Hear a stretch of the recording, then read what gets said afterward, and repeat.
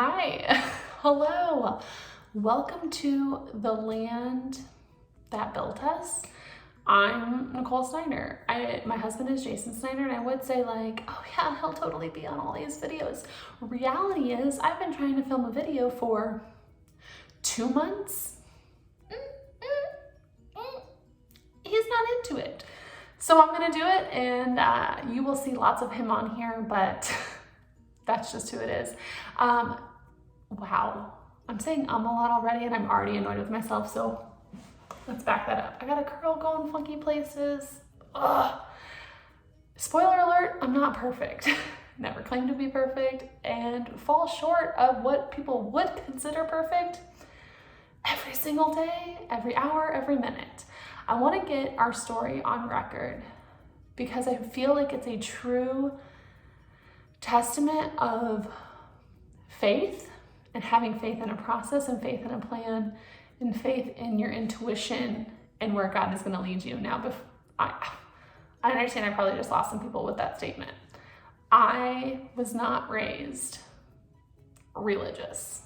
When I say I wasn't raised religious, I mean like my mom 3 Sundays a year would like put $5 in my pocket to put in the collection plate as she dropped me off at church with my grandma in her pajamas.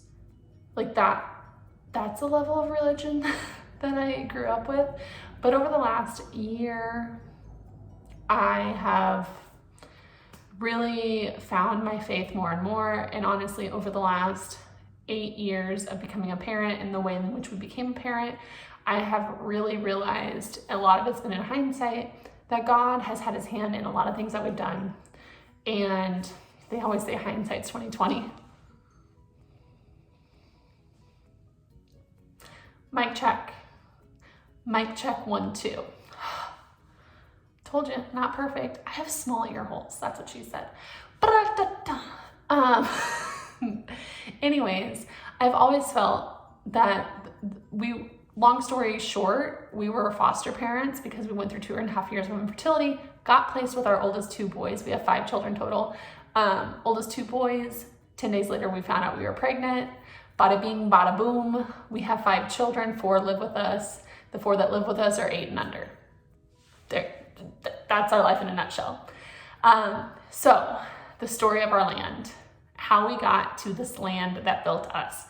And the reason that I'm using that as our title, as our thing to catalog this moment in our life, is because that's truly what it has done. This entire process has been 100% on gut, faith, intuition, praying on it, let's just see what happens. And it's building a new version of my husband and I. And we've been together for 15 years. We've been married for 10. I should say almost 15 years, and in July it'll be 11 years that we've been married. I was 21. He robbed the cradle. Like, it's okay. We were together when I was a junior in high school. We're good. We're good. It's Gucci is what that's what some people on the internet say. Let's just go with it. Anyways, how we found this land. So 2.5 years ago, on a whim, we went and looked at an acreage. We put our house on the market within a week. The acreage deal fell through. We pulled our house off the market, and we just decided that wasn't meant to be. So then we had the bug. We had the bug to really pursue our dream of raising our kids in the country. That's where we wanted to be. And when we did that, it put us in a place of always looking, always searching for land. And it was a Wednesday night, I won't forget it. And it was a Wednesday night in July, a few weeks before our 10-year wedding anniversary, actually a week before our 10-year wedding anniversary. And I sent a text to my husband while I was at work, and I was like, hey, there's 3 acres down by where I'm originally from, which is about 45 minutes from where we live now. I said, you want to go look at it? He's like, sure. We went and looked at it. It was horrible. It was shit. It was the worst land I've ever seen. We wouldn't have been able to build a house on it. We wouldn't have been able to get a well on it or a septic, because literally there was enough room to like drive your vehicle in, and then it was a straight ravine down. No, absolutely not. But it was a good price, clearly, because it was shit land. And so I was like, well, that sucks. We drove down here for nothing. So, and this is out of town in the hills of Iowa, like no cell phone reception. But I looked on my phone and I was like, well, there's nothing else around here. You know, let's head back home. And he goes, well, when we pulled in, I thought down the road, I saw a for sale sign. And I was like, I already looked before we came down here. There was no for sale sign. We're going home. The kids are hungry, like everyone's crabby. He's like, well, let's just drive down this gravel road and look. So we drove down the gravel road and we saw 2 for sale signs, but they had pending signs on them. So I was like, nothing, like, let's go. And he's like, let's keep driving. So we drove about 2 miles farther. We go down a hill, we come up a hill, we saw a for sale sign, 10 acres. And I said, I don't like it. Keep driving. We're done. And he, at that point, really was interested in that. And I was like, no. So we drive up and over the hill. And there's 12 acres. Up on a hill, trees off to the side. And I was like, oh, I love it. Let's drive up there. So we drove up there. We didn't get out of the car. We drove up there. And I was like, how do we make this happen? It was a great price. I was like, let's do this. And we called the bank the next morning to make sure we could get approved to refinance and yada, yada, yada. And we called a real estate agent that we knew to put an offer in. We put an offer in on a Friday night. That night we went and had a date night with just the 2 of us. So we drove back down to the land. After we put our offer in, we got out. And it was something off of a horror film. I kid you not. It was a zzz sound.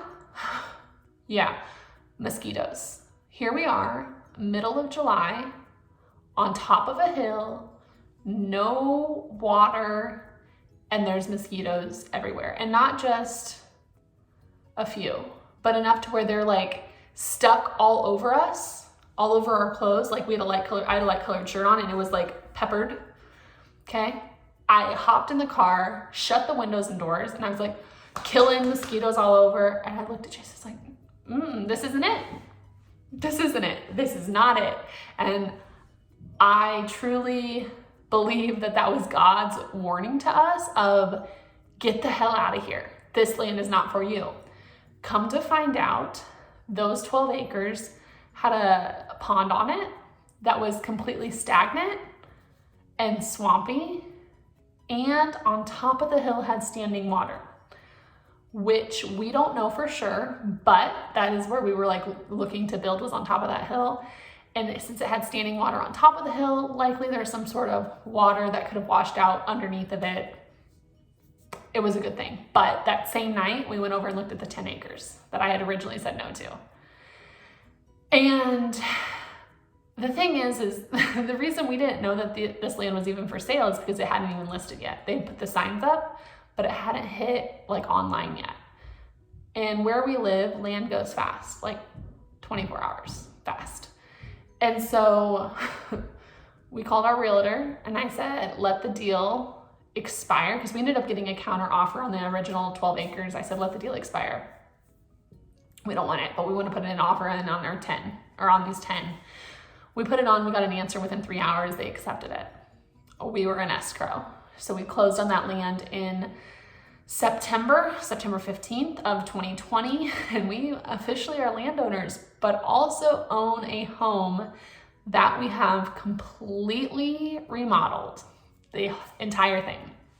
We've done it all. This is the second house we remodeled ourselves, but we completely remodeled it, and we realized that in order to build our forever home, which our forever home is going to be like a barndominium, a shouse, think of any other post frame home, there's a bunch of words for it. Basically, it's a shop home. If you think of a metal building exterior and your house, it becomes a house. That's what we're building. That's what we wanted for years. I hate the idea of load-bearing walls, and I want to be able to put walls wherever I want or not have them. So anyways, in order to make that happen, this place that I'm sitting in my son's bedroom right now has to go. It does. We financially cannot build and have this property at the same time, which means we put it up for sale February 4th. Today is February 11th, and we have been under contract for 2 days. It's sold. Well, knock on wood, pending inspection and appraisal and all that sort of stuff. But we have an accepted offer, or we have accepted an offer. And that means in about 6 weeks, we're gonna be homeless. Yeah, homeless. But we have a camper we're moving into with our 4 children, 8 and under. I also homeschool our kids, so I'm with them 24/7. And we are doing the damn thing. It's like, when I talk about it out loud, I feel like a crazy person, because not only am I homeschooling our kids, my husband works over full time. He's a steam fitter. He travels a lot for work. We're also the generals on our job. We did not hire a builder.